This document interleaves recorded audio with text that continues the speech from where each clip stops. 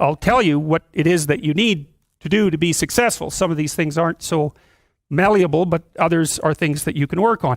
Well, IQ, well, that's a rough one because there's no evidence, as far as I can tell, that you can do a damn thing about your IQ. I've reviewed that literature like 6 times in the last 15 years because I keep hoping that someone will crack the problem, but it's always the same answer. It's like you do brain training games, you get better at the game, a lot better at that game. You get slightly better at similar games, but distal games that are still heavily cognitively loaded doesn't affect your performance at all. Zero, none. So the issue of how to raise IQ, man, that's a killer. No one knows how to do it. I can tell you how to stop your IQ from decreasing as you get older. That's not so bad because it does that. Fluid IQ decreases from the time you're 20 and pretty rapidly. It's physical health is the best preventative. So exercise, physical exercise. Weirdly enough, you think, well, why? Well, your brain uses oxygen like mad, right? And it needs to be kept clean and well oxygenated. And physical exercise, both like weightlifting, so anaerobic and aerobic exercise, both seem to be very, very effective at staving off cognitive declines across the lifespan. So that's a really useful thing to know because that's the only thing we know that does that.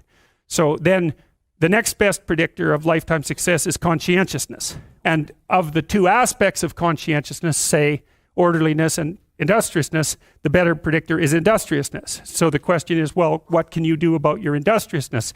And the answer to that is, well, that's kind of rough too, because there's a strong genetic component.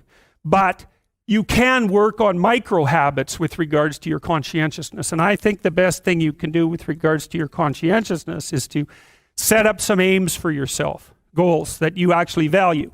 And so the questions are something like, well, all right, you're going to have to put some effort into your life.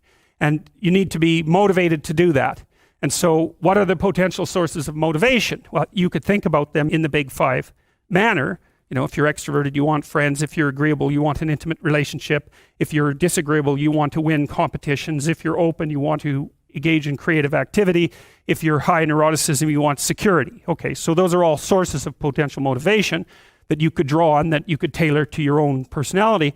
But then there are dimensions that you want to consider your life across. And so we ask people about, well, if you could have your life the way you wanted it in 3 to 5 years, if you were taking care of yourself properly, what would you want from your friendships? What would you want from your intimate relationship? How would you like to structure your family?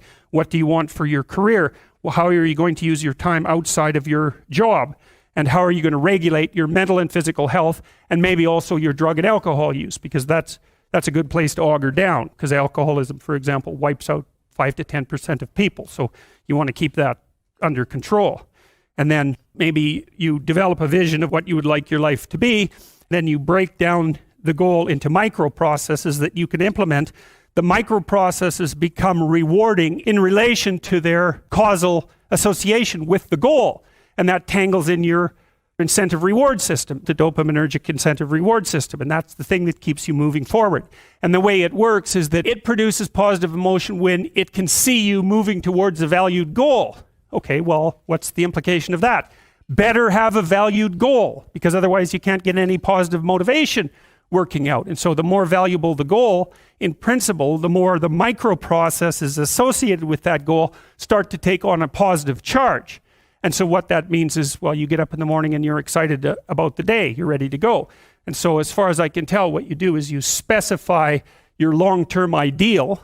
Maybe you also specify a place you want to stay the hell away from so that you're terrified to fail as well as excited about succeeding, because that's also useful. You specify your goal. You do that in some sense as a unique individual. You want to specify goals that make you say, oh, if that could happen as a consequence of my efforts, it would clearly be worthwhile. Because the question always is, why do something? Because doing nothing is easy. You just sit there and you don't do anything. That's real easy. The question is, why would you ever do anything? And the answer to that has to be because you've determined by some means that it's worthwhile. And then the next question might be, well, where should you look for worthwhile things? And one would be, well, you could consult your own temperament. And the other would be, well, you kind of look at what it is that people accrue that's valuable across the lifespan. So you do a structural analysis of the subcomponents of human existence, and I already did that. You need a family. You need friends. Like, you don't need to have all these things, but you better have most of them. Family, friends, career, educational goals, plans for, time outside of work, attention to your mental and physical health, etc. That's what life is about. And if you don't have any of those things, well, then all you've got left is misery and suffering. So that's a bad deal for you. But once you set up that goal structure, let's say, and that's really, in many ways, that's what you should be doing at university. That's exactly what you should be doing, is trying to figure out who it is that you're trying to be, right? You aim at that. And then you use everything you learn as a means of building that person that you want to be. And I really mean want to be. I don't mean should be, even those things are going to overlap. And it's important to distinguish between those, and this is back down to the micro-routine analysis. So as I was saying, well, you're going to try to make yourself more industrious. Okay, number one, specify your damn goals, because how are you going to hit something if you don't know what it is? That isn't going to happen. And often people won't specify their goals too, because they don't like to specify conditions for failure. So if you keep yourself all vague and foggy, which is real easy, because that's just a matter of not doing as well, then you don't know when you fail. And people might say, well, I really don't want to know when I fail because that's painful. So I'll keep myself blind about when I fail. That's fine, except you'll fail all the time then.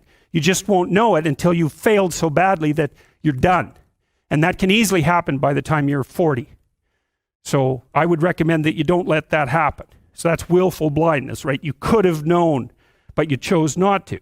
Okay, so once you get your goal structure set up, you think, okay, if I could have this life, it looks like that might be worth living, despite the fact that it's going to be, anxiety provoking and threatening, and there's going to be some suffering and loss involved and all of that.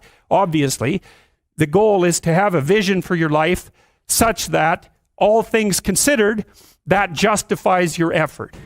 Okay, so then what do? Then you turn down to the micro routines. It's like, okay, well, this is what I'm aiming for. How does that instantiate itself day to day, week to week, month to month? And that's where something like a schedule can be unbelievably useful. It's like, make a damn schedule and stick to it. Okay, so what's the rule with the schedule? It's not a bloody prison. That's the first thing that people do wrong. They say, well, I don't like to follow a schedule. Well, what kind of schedule are you setting up? Well, I have to do this, then I have to do this, then I have to do this, and then I just go play video games, because who wants to do all these things that I have to do? It's like, wrong. Set the damn schedule up so that you have the day you want. That's the trick. It's like, okay, I've got tomorrow. If I was going to set it up so it was the best possible day I could have, practically speaking, what would it look like? Well, then you schedule that. And obviously there's a bit of responsibility that's going to go along with that, because if you have any sense, one of the things that you're going to insist upon is that at the end of the day, you're not in worse shape than you were at the beginning of the day, right? Because that's a stupid day. If you have a bunch of those in a row, you dig yourself a hole and then you bury yourself in it. It's like, sorry, that's just not a good strategy. It's a bad strategy. So maybe 20% of your day has to be responsibility and obligation, or maybe it's more than that, depending on how far behind you are. But even that, you can ask yourself, okay, well, I've got these responsibilities. I have to schedule the damn things in. What's the right ratio of responsibility to reward? And you can ask yourself that, just like you'd negotiate with someone who is working for you. It's like, okay, you got to work tomorrow. Okay, so I want you to work tomorrow. And you might say, okay, well, what are you going to do for me that makes it likely that I'll work for you? Well, you could ask yourself that, So maybe you do an hour of responsibility and then you play a video game for 15 minutes. I don't know, whatever turns your crank, man. But you have to negotiate with yourself and not tyrannize yourself. Like you're negotiating with someone that you care for, that you would like to be productive and have a good life. And that's how you make the schedule. And then you look at the day and you think, well, if I had that day, that'd be good. Great.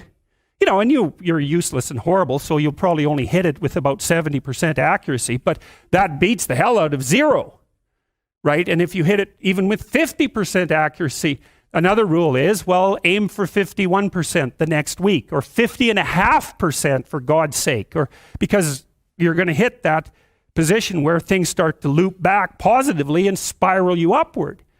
So that's one way that you can work on your conscientiousness, is plan a life you'd like to have.